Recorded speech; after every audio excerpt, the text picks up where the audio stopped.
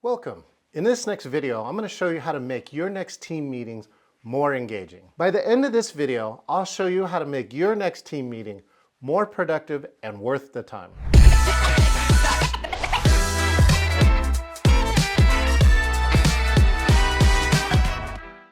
First, I'm going to share the #1 way to make your next team meeting more engaging. I'll share how to maximize team engagement at your next team meeting. And then I'll share a story about how an engaging team meeting helped them get even more work done in that day.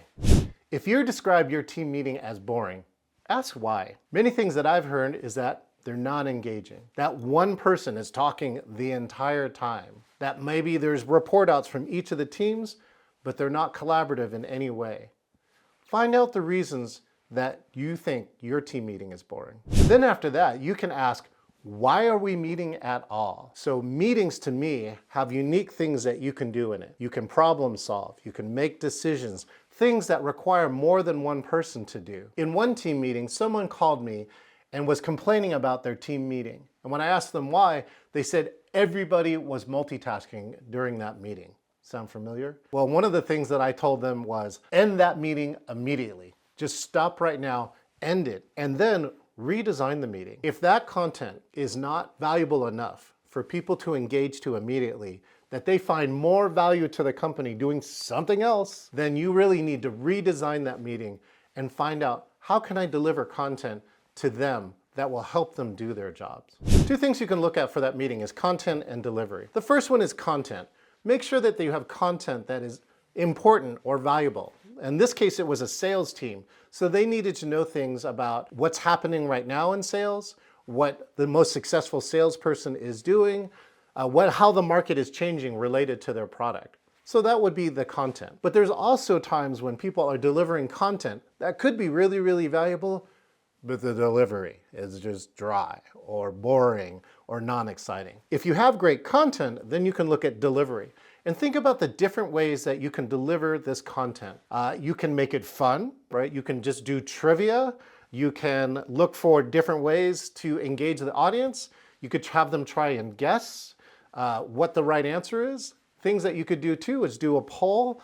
And so that what you could find out is that people's first impressions are wrong, and therefore that they learned something valuable, and now it's delivered in a way that they can keep and remember it. So think about those two pieces, content and delivery. This next tip is that if you want engagement, then engage. Make sure and have a plan to engage every single person before the end of the meeting. Now, most team meetings are probably 4 to 12 people or so.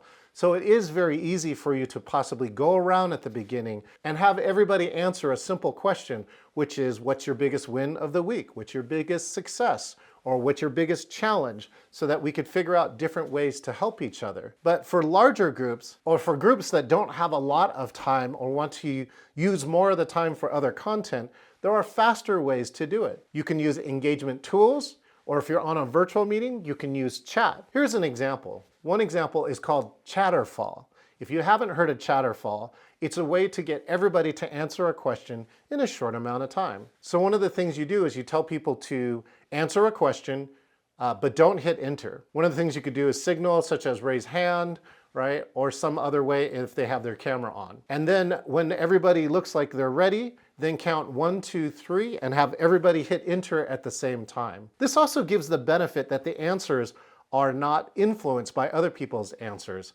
But the second part is that you'll see everyone engage all at once. And again, you can have 10 or 12 responses in a very short amount of time, so that you can have everyone who's engaged, but again, do it in a short amount of time. Those are some different ways that you can engage every single person before the end of the meeting. Hey, if you like these tips in here, make sure and click the like button down below so we know that you like this video and we'll create more content just like this. This next tip is highlight others. Quite often what we've heard is that there is a lack of acknowledgement.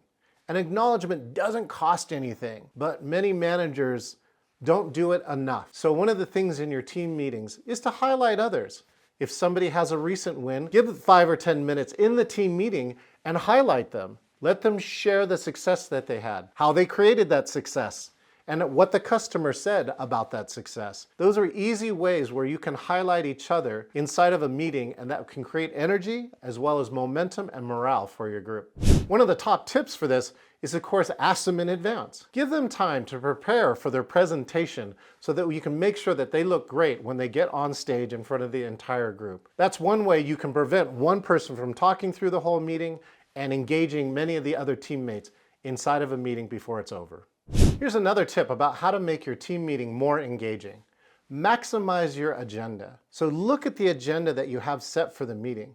Make sure it's published in advance. Quite often I use a shared document so people can actually see in real-time changes what's happening to the agenda and what's coming up. People want to know how they're investing their time, and so by having an agenda and having a clear one is one of the ways to maximize your meeting time. Even if you don't get to your entire agenda, you can at least take those items and you know what the agenda will be for your next meeting. In one of the research for Zoom fatigue in the early stages of the pandemic, a researcher came back and said it wasn't the video that was the real problem. It was the format of the meetings. So things only got magnified on virtual. So things like the lack of an agenda really made it even worse on virtual. So that's why these basic key meeting skills, such as creating an agenda and following that agenda as close as you can, is one of the ways to maximize the meeting. The other way to maximize too is that you have an agenda and that someone is helping to facilitate that meeting so that they can figure out when we can take a tangent, how far you can take a tangent, and when do we need to come back to the agenda of the meeting so that we can get the key items done. My next tip here is then do the things you can only do when you're together. Again, those key items are designing, researching, brainstorming, decision-making, only the things that you can do well together, where you also want that real-time feedback from each other. Collaboration is also another one of them. Look for those and put those items inside of your team meeting and make sure that you can maximize your time that is invested into a team meeting. If just one person is presenting the entire time, save yourself the favor of this meeting and just record a video and send it to everybody. In fact, in one case, we had limited time with a company holding an all-company meeting. And what we did, instead of taking the 30 minutes to listen to the executives talk, what we did instead was pre-record the executives having this conversation and then use the 30 minutes inside of the time we all had together to discuss the video that was required for everyone to watch. That was one way to maximize engagement. And what was really powerful, the executives said, is that they got to hear from everyone from the top to the bottom of the company, give them feedback as opposed to just talking during those 30 minutes. Here's an example of what happens when you have an engaging team meeting and what it could mean for your work. There was a library that was having a lot of trouble during the pandemic, and their team meetings were very flat, one person presenting, nothing was happening. But after taking one of my classes, one of the teammates suggested, could we all check in at the beginning of the meeting as a way to engage everyone before the end of the meeting? The exercise only took 3 minutes of their 60-minute meeting, but what they discovered was amazing. She reported back and said the rest of the 57-minute meeting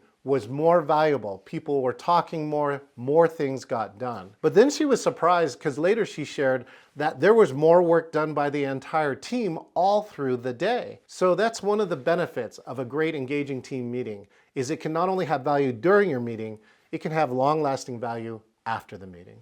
If this video has been helpful and you want to take it further, then I've got a gift for you. Normally I have a masterclass that people pay $100 for, but I'm going to give it to you for free. When you complete the 6 steps to the More Engaging In-Person Meetings Masterclass, you'll be able to have more successful team meetings. You'll be able to engage with your team members immediately. Your team members will compliment you on how you ran the meeting, and your management will notice how much more you're getting done in your team meetings. Make sure and click in the link in the description now.